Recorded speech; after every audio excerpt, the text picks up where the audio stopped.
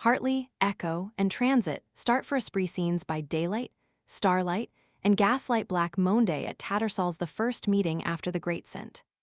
Ledger heroes of the turf paying and receiving dinner at Fishmonger's, Hall Committee of Greeks the affair of the cogged Dysa regular breakdown rules for the new club the Daffy Club, or a musical muster of the fancy. Striking portrait scouting the Stars Covent Garden, what it was, and what it is the Finnish anecdotes of characters the Hall of Infamy, alias the Covent Garden Hell. Of all the scenes where rich and varied character is to be found in the metropolis and its environs, none can exceed that emporium for sharps and flats, famed Tattersall's, whether for buying a good horse, betting a round sum, or, in the sporting phrase, learning how to make the best of everything. "Shall we take a tootle up to Hyde Park Corner?" said Echo. "This is the settling day for all bets made upon the great Doncaster scent.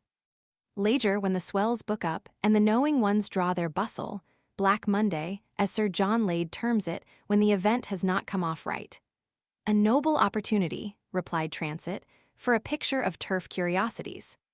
Come, Hartley, throw philosophy aside, and let us set forth for a day's enjoyment, and then to finish with a night of frolic. An occasional spree is as necessary to the relaxation of the mind, as exercise is to 328 ensure health. The true secret to make life pleasant and study profitable is to be able to throw off our cares as we do our morning gowns, and, when we sally forth to the world, derive fresh spirit, vigor, and information from cheerful companions, good air, and new objects. High change among the heroes of the turf presents ample food for the humorist, while the strange contrast of character and countenance affords the man of feeling and discernment subject for amusement and future contemplation. It was in the midst of one of the most numerous meetings ever remembered at Tattersall's, when Barefoot won the race, contrary to the general expectation of the knowing ones, that we made our entrée. With Echo, every sporting character was better known than his college tutor, and not a few kept an eye upon the boy, with hopes, no doubt, of hereafter benefiting by his inexperience, when, having got the whip hand of his juvenile restrictions, he starts forth to the world a man of fashion and consequence, with an unencumbered property of 15,000 per annum, besides expectancies. "Here's a game of chess for you, Transit," said Echo. "Why, every move upon the board is a character, and not one but what is worth booking. Observe the arch slyness of the jockey yonder, earwigging his patron, a young blood of the fancy, into a good thing, particularizing all the capabilities and qualities of the different horses named, and making the event, in his own estimation, as sure as the Bank of England. How finely contrasted with the easy indifference of the dignified sportsman near him, who leaves all to chance, spite of the significant nods and winks from a regular artiste near him, who never suffers him to make a bet out of the ring if it is possible to prevent him by throwing in a little suspicion, in order that he and his friends may have the plucking of their victim exclusively.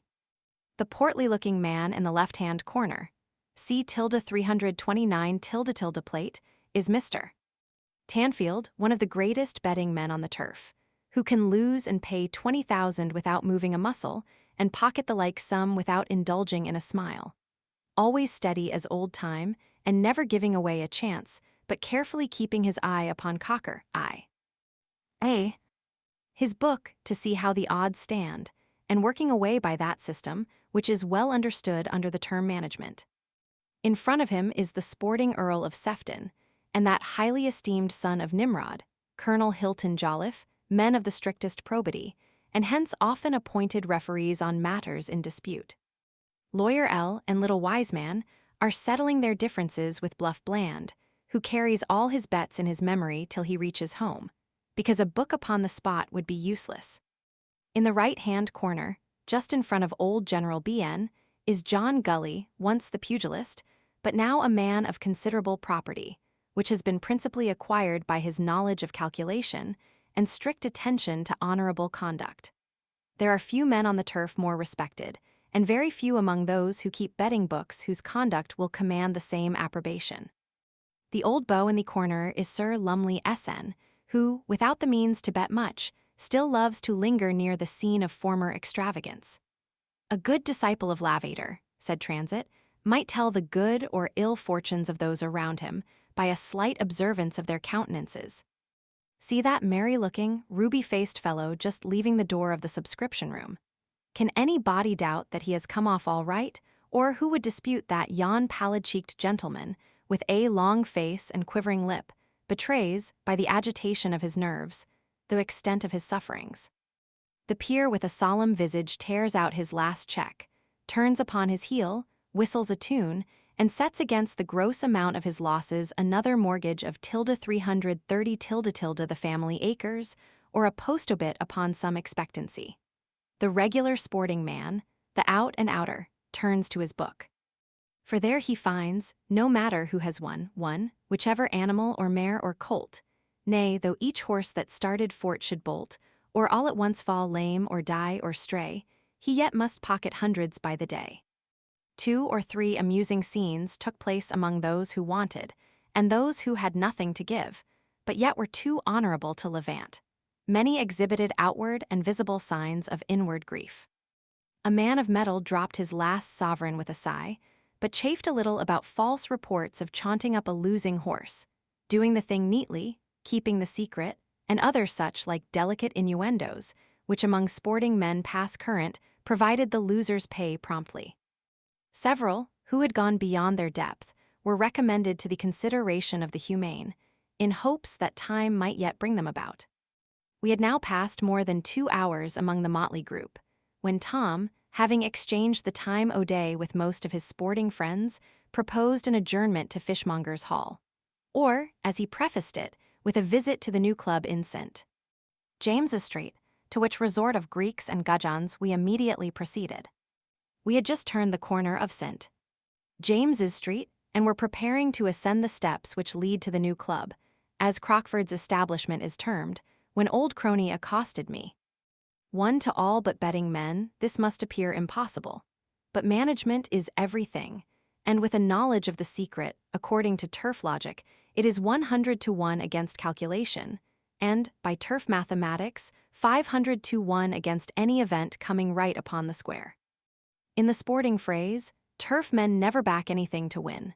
They have no favorites unless there is a X, and their common practice is to accommodate all by taking the odds till betting is reduced to a certainty. 331 he had it seems come off by the Brighton 10 o'clock coach, and was now, according to his usual custom the afternoon, on the lookout for an invite to a good dinner and a bottle. As I knew he would prove an agreeable, if not a very useful companion in our present enterprise, I did not hesitate to present him to Echo and Transit, who, upon my very flattering introduction, received him graciously. Although Bob hinted he was rather too old for a playfellow, and Echo whispered me to keep a sharp lookout, as he strongly suspected he was a staff officer of the new Greek Corps of sappers and miners. In London, you can neither rob nor be robbed genteelly without a formal introduction. How Echo had contrived it I know not, but we were very politely ushered into the grand clubroom, a splendid apartment of considerable extent, with a bow window in front, exactly facing White's. To speak correctly of the elegance and taste displayed in the decorations and furniture, not omitting the costly sideboard of richly chased plate, I can only say it rivaled anything I had ever before witnessed, and was calculated to impress the young mind with the most extravagant ideas of the wealth and magnificence of the members, or committee. The Honorable Mr. B., one of the brothers of the Earl of R., was the procureur to whom, I found, we were indebted for the present honoré gay man of some fashionable notoriety, whose fortune is said to have suffered severely by his attachment to the orthodox orgies at the once celebrated Gothic Hall, when Parson John Ambrose used to officiate as the presiding minister. Here he is a member of the committee, said Crony, and, with his brother and the old Lord F., the Marquis H., Colonel C., and the Earl of G., forms the secret directory of the new club, which is considered almost as good a thing as a Mexican mine. For, if report speaks truly, the amount of the profits in the last season exceeded £100,000 after payment of expenses. A sudden crash in the street at this moment drew the attention of all to the window, where an accident presented a very ominous warning to those within. See plate. A regular breakdown, said Echo. Floored, said Transit, but not much the matter. "I beg your pardon, sir," said a wry-mouthed, portly-looking gentleman who stood next to Bob. "It is a very awkward circumstance to have occurred just here. I'll bet 10 to 1 it spoils all the play tonight. And if any of those newspaper fellows get to hear of it, Fishmongers' Hall and its members will figure in print again tomorrow." And with that, he bustled off to the street to assist in reproducing a move with all possible celerity. Who the deuce was the queer-looking cocker? We all at once inquired of Crony. "What gentleman?"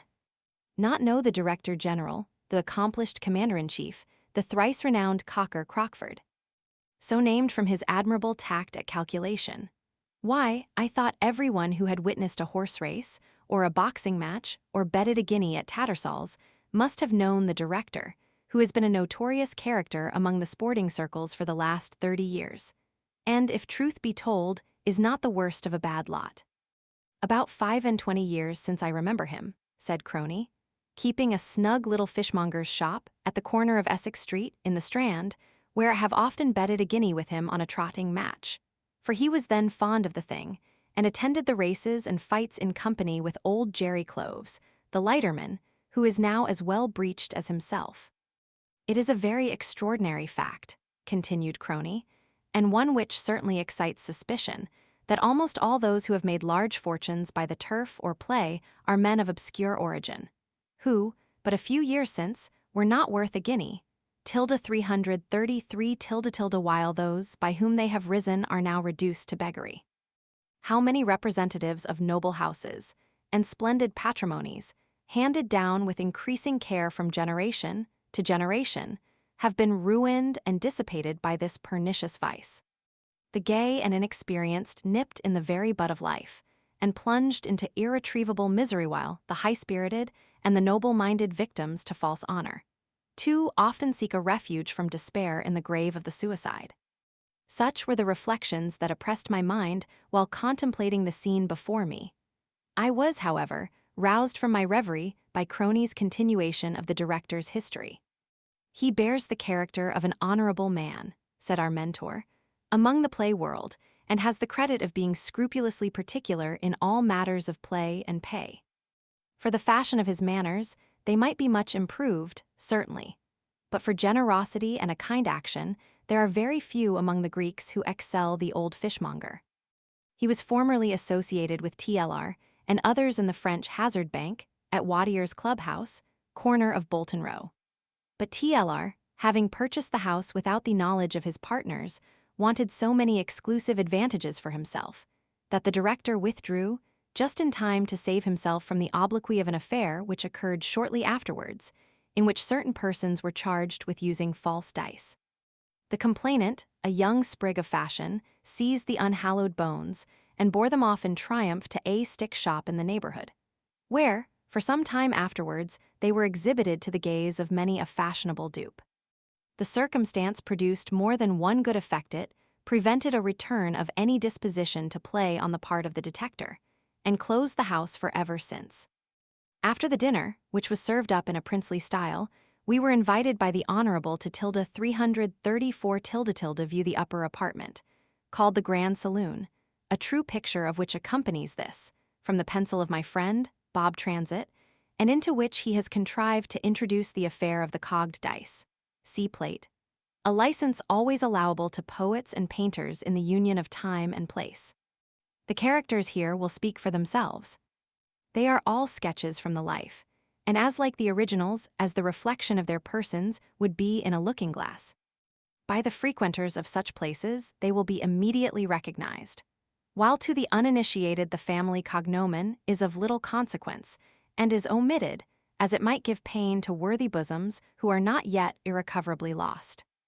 By the strict rules of Fishmongers' Hall, the members of Brooks, White's, Boodle's, the Cocoa Tree, Alfred, and Travellers' Clubs only are admissible.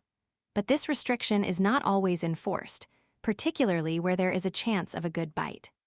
The principal game played here is French hazard, the Director and friends supplying the bank, the premium for which, with what the box money produces, forms no inconsiderable source of profit.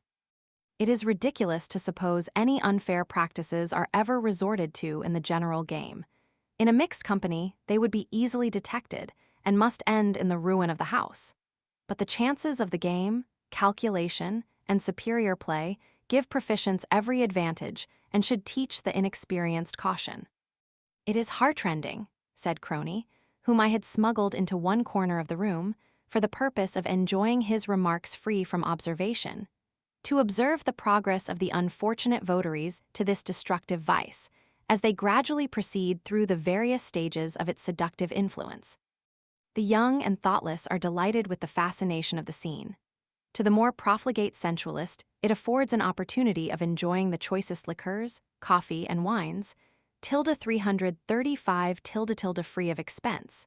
And, although he may have no money to lose himself, he can do the house a good turn by introducing some pigeon who has just come out, and he is therefore always a welcome visitor.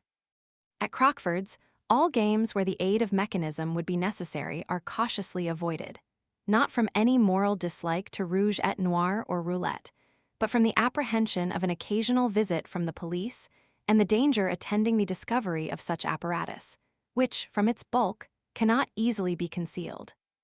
In the space of an hour Echo had lost all the money he possessed, and had given his IOU for a very considerable sum, although frequently urged to desist by transit, who, with all his love of life and frolic, is yet a decided enemy to gaming. One excess generally leads to another. From Tattersall's we had passed to Crockford's, and on quitting the latter it was proposed we should visit Tom Belcher's, the Castle Tavern, Holborn, particularly as on this night there was a weekly musical muster of the fancy, yclept the Daffy Club, a scene rich in promise for the pencil of our friend Bob, of sporting information to echo, and full of characteristic subject for the observation of the English spy of that eccentric being, of whom, I hope, I may continue to sing esto perpetua. Life is with him a golden dream, a Milky Way where all's serene. Wit's treasured stores his humor wait, his volume, man in every state from grave to gay, from rich to poor, from gilded dome to rustic door. Through all degrees life's varied page, he shows the manners of the age. The Daffy Club presents to the eye of a calm observer a fund of entertainment. To the merry madwag who is fond of life, blowing his steamer, and drinking blue ruin, until all is blue before him, a 336 source of infinite amusement. The convivial finds his antidote to the rubs and jeers of this world in a rum chaunt, while the out and outer may here open his magazine of tooth powder, cause a grand explosion, and never fear to meet a broadside in return. The knowing cove finds his account in looking out for the green ones, and the greens find their heads sometimes a little heavier, and their pockets lighter, by an accidental rencontre with the fancy. To see the place in perfection, a stranger should choose the night previous to some important mill, when our host of the castle plays second, and all the lads are mustered to stump up their blunt, or to catch the important whisper where the scene of action is likely to be. For there is always due caution used in the disclosure, to take a peep at the pugilist's present, and trot off as well satisfied as if he had partaken of a splendid banquet with the great mogul. The long room is neatly fitted up, and lighted with gas, and the numerous sporting subjects, elegantly framed and glazed, have rather an imposing effect upon the entrance of the visitor, and among which may be recognized animated likenesses of the late renowned Jem Belcher, and his daring competitor, that inordinate glutton Burke. The fine whole-length portrait of Mr. Jackson stands between those of the champion and Tom Belcher, the father of the present race of boxers, old Joe Ward, the Jew phenomenon, Dutch Sam, Bob Gregson in watercolors, by the late John Emery of Covent Garden Theatre, the scientific contest between Humphreys and Mendoza, also the battle between Cribb and Jem Belcher, a finely executed portrait of the late tremendous Molyneux, portraits of Gully, Randall, Harmer, Turner, Painter, Tom Owen, and Scroggins, with a variety of other subjects connected with the turf, chase, and sea, including a good likeness of the dog Trusty, the champion of the canine race in 50 battles, and the favorite 337 animal of Jem Belcher, the gift of Lord Camelford, the whole forming a characteristic trait of the sporting world. The long table, or the ring, as it is facetiously termed, is where the old slanders generally perch themselves to receive the visits of the swells, and give each other the office relative to passing events. And what set of men are better able to speak of society in all its various ramifications, from the cabinet councillor to the cosy costermonger. Jimmy Soares, the president, must be considered a downy one, having served 5 apprenticeships to the office of sheriff's representative, and is as good a fellow in his way as ever tapped a shy one upon the shoulder joint, or let fly a caw-saw at your goods and chattels. Lucky Bob is a fellow of another stamp, a nation good vice as ever was attached to the House of Brunswick. Then comes our host, a civil, well-behaved man, without any of the exterior appearance of the ruffian, or perhaps I should say of his profession, and with all the good-natured qualifications for a peaceable citizen, and an obliging, merry landlord. Next to him you will perceive the immortal typo, the all-accomplished Pierce Egan, an eccentric in his way, both in manner and person, but not deficient in that peculiar species of wit which fits him for the high office of historian of the ring. The ironical praise of Blackwood he has the good sense to turn to a right account, laughs at their satire, and pretends to believe it is all meant in right-down earnest approbation of his extraordinary merits. For a long while after his great instructor's neglect of his friends, Pierce kept undisturbed possession of the throne, but recently competitors have shown themselves in the field well found in all particulars, and carrying such witty and weighty ammunition wherewithal, that they more than threaten to push the hero from his stool. 1. Tom 1, the editors of the Annals of Sporting, and Bell's Life in London, are both fellows of infinite wit. 338 Spring, who is fond of cocking as well as fighting, is seen with his bag in the right-hand corner, chaffing with the Duck Lane Doss man, while Lawyer Ellie, a true sportsman, whether for the turf or chase, is betting the odds with brother Adai, Greek against Greek. Behind them are seen the heroes Scroggins and Turner, and at the opposite end of the table, a wakeful one, but a grosser man than either, and something of the levanter. The bald-headed stag on his right goes by the quaint cognomen of the Japan Oracle, from the retentive memory he possesses on all sporting and pugilistic events. The old waiter is a picture every frequenter will recognize, and the smoking a dozer no unusual bit of a spree. Here, my dear Bernard, you have before you a true portrait of the celebrated Daffy 2 Club, done from the life by hour. 2. The great lexicographer of the fancy gives the following definition of the word daffy.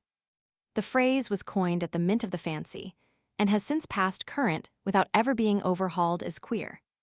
The colossus of literature, after all his noose and acute researches to explain the synonyms of the English language, does not appear to have been down to the interpretation of daffy, nor indeed does Bailey or Sheridan seem at all fly to it, and even slang grows has no touch of its extensive signification. The squeamish fair one who takes it on the sly, merely to cure the vapors, politely names it to her friends as white wine.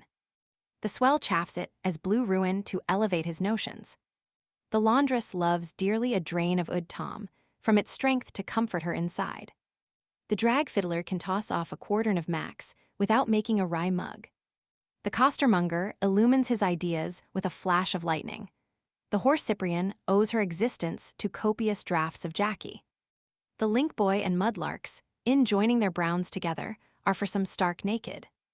And the out and outers, from the addition of bitters to it, in order to sharpen up a dissipated and damaged victualling office, cannot take anything but fuller's earth. Much it should seem, therefore, depends upon a name. And as a soft sound is at all times pleasing to the listener to have denominated this sporting society, the gin club would not only have proved barbarous to the ear, but the vulgarity of the chant might have deprived it of many of its elegant friends. It is a subject, however, which it must be admitted has a good deal of taste belonging to it, and, as a sporting man, would be nothing if he was not flash. The Daffy Club meet under the above title. 339 Mutual Friend, Bob Transit. See plate. In closing my account of which I have only to say, we were not disappointed in our search after variety, and came away high in spirits, and perfectly satisfied with the good humor and social intercourse of our eccentric associates. The sad, the sober, and the sentimental were all gone to roost before our merry trio sallied forth from the Castle Tavern, ripe for any sport or spree. Of all the bucks in this buckish age, your London buck is the only true fellow of spirit. With him life never begins too early or finishes too late. How many of the West End roués ride 20 miles out in a cold morning to meet the hounds, and after a hard day's run, mount their hack and ride 20 miles home to have the pleasure of enjoying their own fireside, or of relating the hairbreadth perils and escapes they have encountered to their less active associates at Long's or Stevens, the cider cellar, or the coal hole. The general introduction of gas throws too clear a light upon many dark transactions and midnight frolics to allow the repetition of the scenes of former times. Here and there, to be sure, an odd nook, or a dark cranny, is yet left unenlightened. But the leading streets of the metropolis are, for the most part, too well illuminated to allow the spreeish or the sprightly to carry on their jokes in security, or bolt away with safety when a Charlie thinks proper to set his child a-crying. 3. We had crossed the road, in the direction of Chancery Lane, expecting to have met with a hackney rattler, but not one was to be found upon the stand, when Bob espied the broad tilt of a jarvey perched upon his shop-board and impelling along. With no little labor of the whip, a pair of anatomies, whose external appearance showed, 3 springing his rattle, had benefited very little by the opening of the ports for oats or the digestive operation of the new corn bill. "Hired old jarvey," said Echo, fixing himself in the road before the fiery charioteer. "No, but tired, young Davy," replied the dragsman. "Take a fare to Covent Garden? Not if I knows it," was the knowing reply. "So stir your stumps, my tight one, or I shall drive over you." "You had better take us," said Transit. "I tell you I won't. I am a day man going home and I don't take night jobs." "But I tell you, you must," said Echo. "So round with your drag, and we'll make your last day a long day, and give you the benefit of resurrection into the bargain." "Why, look ye, my jolly masters, if you're up to a lark of that air sort, take care you don't get a floorer. I've got a rum customer inside what I'm giving a lift to for love-only Josh Hudson, the miller. And if he should chance to wake, I think he'll be for dusting some of your jackets." "What, my friend Josh inside?" vociferated Echo. "Then it's all right. Go it, my hearties, mount the box, one on each hand, and make him drive us to the finish while I settle the matter with the inside passenger." Josh, who had all this time been taking 40 winks, while on his road to his crony Belcher's, soon recognized his patron, Echo, and Jarvey, finding that all remonstrance was useless, thought it better to make a virtue of necessity. So turning his machine to the right about, he, in due time, deposited us in the purlieus of Covent Garden. The hoarse note of the drowsy night guard reverberated through the long aisle of the now-forsaken piazzas, as the trembling flame of the parish lamp, flittering in its half-exhausted jet, proclaimed the approach of day. The heavy rumbling of the gardener's carts, laden with vegetables for the ensuing market, alone disturbed the quiet of the adjoining streets. In a dark angle might be seen the houseless wanderer, or the abandoned profligate, tilde 341 tilde gathered up like a lump of rags in a corner, and shivering with the nipping air.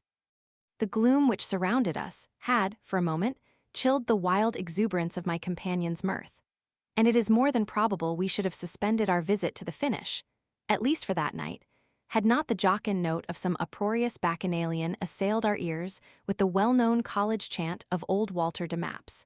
Mihi est propositum in taberna mori, which being given in G major, was re-echoed from one end to the other of the arched piazza. At a little distance, we perceived the jovial singer reeling forwards, or rather working his way, from right to left in sinuosities, along, or according to nautical phrase, upon tack and half-tack, bearing up to windward in habiliments black as a crow, with the exception of his neckcloth and undervest. But judge our surprise and delight, when, upon nearer approach, we discovered the bon vivant to be no other than our old friend Crony, who had been sacrificing to the jolly god with those choice spirits the members of the Beefsteak Club, 4, who meet in a room built expressly for this club, which may boast among its members some of the most distinguished names of the age, including royalty itself, owed its origin to the talents of those celebrated artists Richards and Lowtherberg, whose scenic performances were in those days often exhibited to a select number of the nobility and gentry, patrons of the drama and the arts, in the painting room of the theater, previous to their being displayed to the public.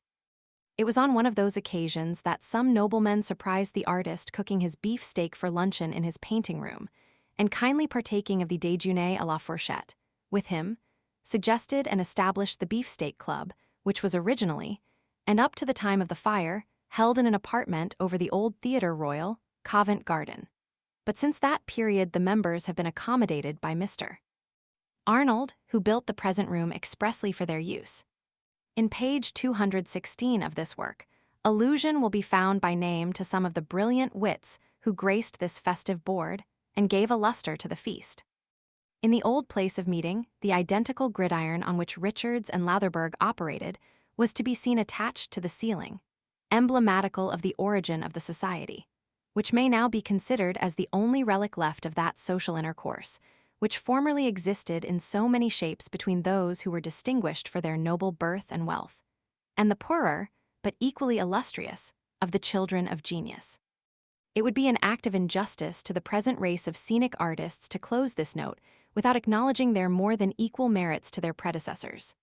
The Greaves, father and sons, Phillips, Marinari, Wilson, Tompkins, and Stanfield are all names of high talent, but the novelty of their art has, from its general cultivation, lost much of this peculiar attraction. For them, over the audience part of the English Opera House, the ruby glow of the old boy's countenance shone like an omen of the merry humor of his mind. What, out for a spree, boys, or just bylaid from the watch-house, which is it? The alpha or omega, for they generally follow one another. Then you are in time for the equivoque, crony, said Echo. So enlist him, transit. And without more ceremony, Crony was marched off, Roman 6 et armies, to the Finish, a coffee house in James Street, Covent Garden, where the Peepo Day boys and family men meet to conclude the night's debauch. See plate.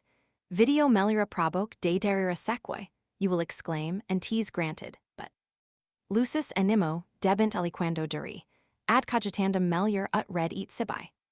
Says Phaedrus, and be the poet's apology mine, for I am neither afraid or ashamed to confess myself an admirer of life in all its variegated lights and shadows, deriving my amusement from the great source of knowledge, the study of that eccentric volume man. The new Police Act has, in some measure, abated the extent of these nuisances, the low coffee shops of the metropolis, which were, for the greater part, little better than a rendezvous for thieves of every description, depots both for the 343 plunder and the plunderer, where, if an unthinking or profligate victim once entered, he seldom came out without experiencing treatment which operated like a severe lesson, that would leave its moral upon his mind as long as he continued an inhabitant of the terrestrial world. The attempt to describe the party around us baffled even the descriptive powers of old Crony. Some few, indeed, were known to the man of the world as reputed sharpers fellows who are always to be found lingering about houses of such resort, to catch the inexperienced, when, having sacrificed their victim either by gambling, cheating, or swindling, they divide the profits with the keeper of the house, without whose assistance they could not hope to arrive at the necessary information, or be enabled to continue their frauds with impunity. But thus protected, they have a ready witness at hand to speak to their character, without the suspicion of his being a confederate in their villainy. Here might be seen the woman of pleasure, lost to every sense of her sex's shame, consuming the remaining portion of the night by a wasteful expenditure of her ill-acquired gains upon some abandoned profligate, bearing, indeed, the outward form of man, but presenting a most degrading spectacle, a wretch so lost to all sense of honor and manhood as meanly to subsist on the wages of prostitution. One or two characters I must not omit. Observe the fair Cyprian with the ermine tippet, seated on the right of a well-known billiard sharp, who made his escape from Dublin for having dived a little too deep into the pockets of his brother emeralders. Here he passes for a swell, and has abandoned his former profession for the more honest union of callings, a pimp and playman, in other words, a finished Greek. The lady was the cheer Amy of the unfortunate youth Hayward, designated as the modern Masheth, who suffered an ignominious death. He was betrayed and sold to the 344 officers by this very woman, upon whom he had lavished the earnings of his infamy, when endeavoring to secrete himself from the searching eye of justice. The unhappy female on the other side was early in life seduced by the once celebrated Lord B., by whose title, to his lasting infamy, she is still known. What she might have been, but for his arts, reflection too often compels her to acknowledge, when sober and sinking under her load of misery. At other times, she has recourse to liquor to drown her complicated misfortunes. When wild and infuriated, she more nearly resembles a demon than a woman, spreading forth terror and destruction upon all around. In this state, she is often brought to the police office, where the humanity of the magistrates, softened perhaps by a recollection of her wrongs, generally operates to procure for her some very trifling and lenient sentence. 5. 5. The life of a woman of the town. What avails how once appeared the fair, when from gay equipage she falls obscure? In vain she moves her livid lips in prayer, what man so mean to recollect the poor? From place to place, by unfeed bailiffs drove, as fainting fawns from thirsty bloodhounds fly. See the sad remnants of unhallowed love in prisons perish, or on dunghills die. Pimps and dependents once her beauties praised, and on those beauties, vermin-like, they fed. From wretchedness the crew her bounty raised, when by her spoils enriched deny her bread. Through street to street she wends, as wont betides, like shore's sad wife, in winter's dismal hours. The bleak winds piercing her unnourished sides, her houseless head dripping with drizzy showers. Sickly she strolls amidst the miry lane, while streaming spouts dash on her unclothed neck. By famine pinched by disease-bred pain, contrition's portrait, and rash beauty's wreck. 345 we had now passed from the first receptacle to an inner and more elegant apartment, where we could be accommodated with suitable refreshments, wine, spirits, or, in fact, anything we pleased to order and were disposed to pay for. A practice at most of these early coffee houses, as they are denominated. The company in this room were, as far as appearances went, of rather a better order. But an event soon occurred which convinced us that their morality was perhaps more exceptionable than the motley group which filled the outer chamber. A bevy of damsels were singing, flirting, and drinking to amuse their companions, when all at once the doors were forced open, and in rushed 3 of the principal officers of Bow Street, the indefatigable Bishop, the determined Smith, and the resolute Ruthven, see plate, all armed and prepared for some dreadful encounter. In an instant their followers had possessed themselves of the door's flight, therefore, was in vain. And Bob Transit, in attempting it, narrowly escaped an awkward crack on the crania from old Jack Townshend, who being past active service, was posted at the entrance with the beak himself, to do garrison duty. The traps, vociferated someone in the adjoining room, douse the glims. Stash it, was the general exclamation in ours. But before the party could effect their purpose, the principals were in safe custody, and the reader, i.e., pocketbook containing all the stolen property, preserved from the flames by the wary eye and prompt arm of the indefatigable Bishop. Before anyone was allowed to depart the room, a general muster and search took place, in which poor Bob Transit felt most awkward, as some voluptuous sketches found in his pocket called forth. She dies sad outcast. Heartbroke by remorse, pale, stretched against inhospitable doors, while gathering gossips taunt the flesh less coarse, and thank their gods that they were never W-rays. The severe animadversion of his worship, the Beak, who lamented that such fine talent should be thus immorally applied. With this brief lecture, and a caution for the future, we were allowed to escape, while almost all the rest, male and female, were marched off to an adjoining watch-house, to abide the public examination and fiat of the morrow. Of all the party, old Crony was the most sensibly affected by the late rencontre. 20 bottles of soda water could not have produced a more important change. His conversation and appearance had, in an instant, recovered their wonted steadiness. And before we were half across the market, Crony was moralizing upon the dangers of the scene from which we had so recently and fortunately escaped. But hearts young and buoyant as ours, when lighted up by the fire of enterprise, and provoked to action by potent charges of the grape, were not to be dashed by one repulse, or compelled to beat a retreat at the first brush with a reconnoitring party. We had sallied forth in pursuit of a spree, and frolic we were determined upon. While misty night, with silent pace, steals gradual o'er the wanton chase. There is something very romantic in prowling the streets of the metropolis at midnight, in quest of adventure. At least, so my companions insisted, and I had embarked too deeply in the night's debauch to moralize upon its consequences. How many a sober-looking face demure when morning dawns would blush to meet the accusing spirit of the night, dressed out in all the fantasies of whim and eccentricity, with which the rosy god of midnight revelry clothes his laughter-loving bacchanals. While sleep attendant at her drowsy fane, parent of ease, envelopes all your train. The lamentations of old crony brought to mind the 347 complaints of honest Jack Falstaff against his associates.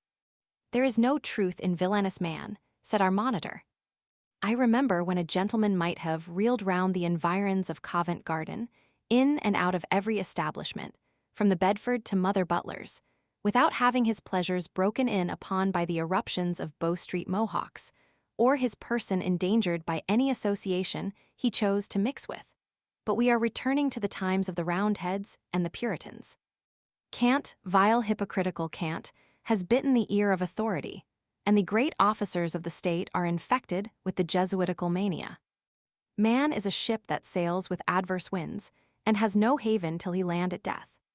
Then, when he thinks his hands fast grasp the bank, connives a rude billow betwixt him and safety, and beats him back into the deep again.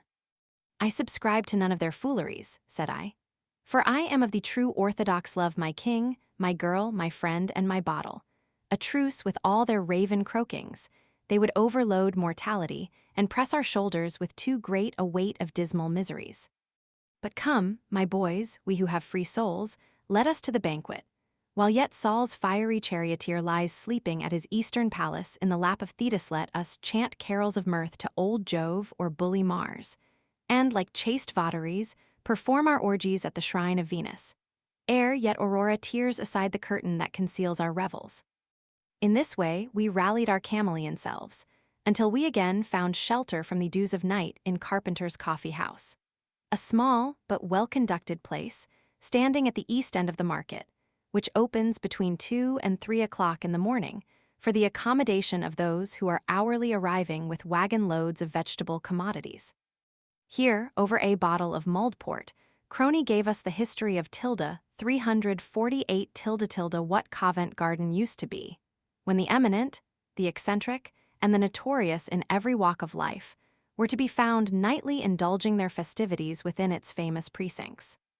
"Covent Garden," said Crony, once so celebrated for its clubs of wits and convents of fine women, "is grown as dull as modern Athens, and its ladies of pleasure almost as vulgar as Scotch landladies. Formerly, the first beauties of the time assembled every evening under the piazzas, and promenaded for hours to the soft notes of the dulcet lute, and the silver tongues of amorous and persuasive beaux. Then the gay scene partook of the splendor of a Venetian carnival, and such beauties as the kitten, Peggy Yates, Sally Hall the brunette, Betsy Careless, and the lively Mrs. Stewart graced the merry throng, with 100 more, equally famed, whose names are enrolled in the cabinet of love's votaries. Then there was a celebrated house in Charles Street, called the Field of Blood, where the droll fellows of the time used nightly to resort and throw down whole regiments of black artillery. And then at Tom or Mall King's, a coffee house so called, which stood in the center of Covent Garden Market, at midnight might be found the Bucks, Bloods, Demi-Reps, and choice spirits of London, associated with the most elegant and fascinating Cyprians, congregated with every species of humankind that intemperance, idleness, necessity, or curiosity could assemble together. There you might see Tom King enter as rough as a Bridewell whipper, roaring down the long room and rousing all the sleepers, thrusting them and all who had empty glasses out of his house, setting everything to rights, when in would roll 3 or 4 jolly fellows, claret cosy, and in 3 minutes put it all into uproar again, playing all sorts of mad pranks, until the guests in the long room were at battle royal together. For in those days pugilistic encounters were equally common as with the present 349 times, owing to the celebrity of Broughton and his amphitheater, where the science of boxing was publicly taught. Then was the Spiller's Head in Clare Market, in great vogue for the nightly assemblage of the wits. There might be seen Hogarth, and Betterton the actor and doctor, Garth and Charles Churchill, the first of English satirists, and the arch politician, Wilkes and the gay Duke of Wharton, and witty Morley, the author of Joe Miller, and Walker, the celebrated Masheth, and the well-known Babs Selby, the oysterwoman, and Fig, the boxer, and Old Corrins, the clerical attorney, all hail fellow well met. 6. And a friend of mine has in his possession a most extraordinary picture of Hogarth's, on this subject, which has never yet been engraved from. It is called St. James's Day, or the First Day of Oysters, and represents the interior of the Spiller's Head in Clare Market, as it then appeared. The principal figures are the gay and dissolute Duke of Wharton, for whom the well-known Babs Selby, the oyster wench, is opening oysters. Spiller is standing at her back, patting her shoulder. The figure sitting smoking by the side of the Duke is a portrait of Morley, the author of Joe Miller. And the man standing behind is a portrait of the well-known attendant on the Duke's drunken frolics, Fig, the brother of Fig, the boxer. The person drinking at the bar is Corrins, called the parson attorney, from his habit of dressing in clerical attire. The two persons sitting at the table represent portraits of the celebrated doctor Garth and Betterton, the actor. The figures also of Walker, the celebrated Masheth, and Lavinia Fenton, the highly reputed Polly, afterwards Duchess of Bolton, may be recognized in the background. The circumstances of this picture having escaped the notice of the biographer of Hogarth is by no means singular. Mr. Halls, one of the magistrates at Bow Street, has, among other choice specimens by Hogarth, the lost picture of the harlot's progress. The subject telling her fortune by the tea grounds in her cup, admirably characteristic of the artist and his story. In my own collection, I have the original picture of the fishwomen of Calais, with a view of the marketplace, painted on the spot, and as little known as the others to which I have alluded. There are, no doubt, many other equally clever performances of Hogarth's prolific pencil which are not generally known to the public, or have not yet been engraved. 350 in the same neighborhood, in Russell Court, at the Old Cheshire Cheese. The inimitable but dissolute Tom Brown wrote many of his cleverest essays. Then too commenced the midnight revelries and notoriety of the cider cellar in Maiden Lane, when Sim Sloper, Bob Washington, Jimmy Toswell, Toddy Wright, and Harry Hatsell led the way for a whole regiment more of frolic-making beings who, like Falstaff, were not only witty themselves, but the cause of keeping it alive in others. To these succeeded Porson the Grecian, Captain Thompson, Tom Hewerdine, Sir John Moore, Mr. Edwin, Mr. Woodfall, Mr. Brownlow, Captain Morris, and a host of other highly gifted men, the first lyrical and political writers of the day who frequented the cider cellar after the meetings of the Anacreontic, Beefsteak, and Humbug clubs then held in the neighborhood, to taste the parting bowl and swear eternal friendship. In later times, Her Majesty the Queen of Bohemia VII raised her standard in Tavistock Row, Covent Garden, where she held a midnight court for the wits, superintended by the renowned daughter of Hibernia, and maid of honor to Her Majesty, the facetious Mother Butler, the ever-constant supporter of Richard Brinsley Sheridan, Esquire, and a leading feature in all the memorable Westminster elections of the last 50 years. How many jovial nights have I passed, and jolly fellows have I met in the snug sanctum sanctorum. A little crib, as the fishmongers would call it, with an entrance through the bar, and into which none were ever permitted to enter without a formal introduction and the gracious permission of the hostess. Among those who were thus specially privileged and had the honor of the entrée were the reporters for the morning papers, the leading members of the eccentrics, the actors and musicians of the two theatres royal, merry members of both houses of 7 the sign of the house, 351 Parliament, and mad wags of every country who had any established claim to the kindred feelings of genius. Such were the frequenters of the finish. Here, poor Tom Sheridan, with a comic gravity that set discretion at defiance, would let fly some of his brilliant drolleries at the improvisator, Theodore Hook, who, lacking nothing of his opponent's wit, would quickly return his tire with the sharp encounter of a satiric epigram or a brace of puns, planted with the most happy effect upon the weak side of his adversary's merriment.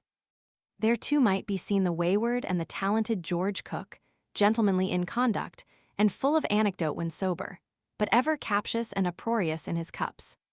Then might be heard a strange encounter of expressions between the Queen of Covent Garden and the voluptuary, Lord Barrymore 8, seconded by his brother, the pious Augustus.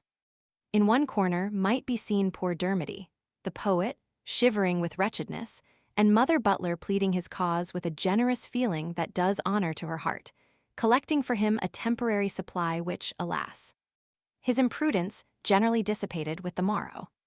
Here George Sutton Manners 9 and Peter Finnerty 10 and James Brownlee 11, inspired by frequent potations of the real. 8 designated Cripplegate and Newgate. 9 the relative of the present Archbishop of Canterbury, and then editor of the Satirist magazine. 10 Peter Finnerty was a reporter on the Chronicle. The history of Finnerty's political persecutions in his own country, Ireland, and afterwards in this, are interwoven with our history. The firmness and honesty of his mind had endeared him to a very large circle of patriot friends. He was eloquent, but impetuous, his ideas appearing to flow too fast for delivery. With all the natural warmth of his country, he had a heart of sterling gold. Finnerty died in 1822, very shortly after his friend Perry. 11 James Brownlee, formerly a reporter on the Times, of whom Sheridan said, hearing him speak, that his situation ought to have been in the body of the House of Commons instead of the gallery. Brownlee possessed very rare natural talents, was originally an upholsterer in Catherine Street, Strand, and by dint of application acquired a very correct knowledge of the Tyne arts. He was particularly skilled in architecture and heraldry. In addition to his extraordinary powers as an orator, he was a most elegant critic, and a very amiable man. He died in 1822, much regretted by all who knew him.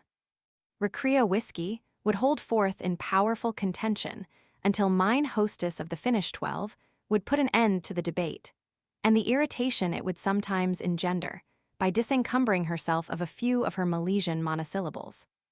Then would bounce into the room Felix M. Carthy, the very cream of comicalities, and the warm-hearted James Hayney, and Frank Phippen, and Michael Nugent, and the eloquent David Power, and Memory Middleton, and Father Proby, just to sip an emulsion after the close of their labors in reporting a long debate in the House of Commons.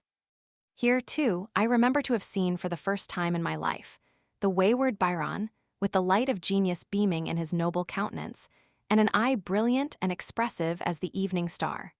The rich juice of the Tuscan grape had diffused an unusual glow over his features, and inspired him with a playful animation that but rarely illumined the misanthropic gloominess of his too sensitive mind.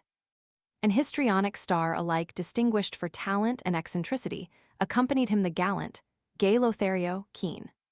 But I should consume the remnant of the night to retrace more of the fading recollections of the finish.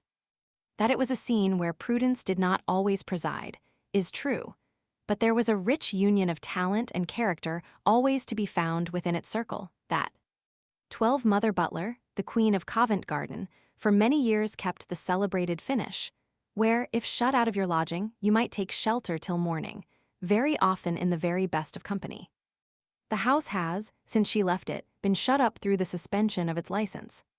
Mother Butler was a witty, generous-hearted, and very extraordinary woman. She is, I believe, still living and in good circumstances. 353 prevented any very violent outrage upon propriety or decorum.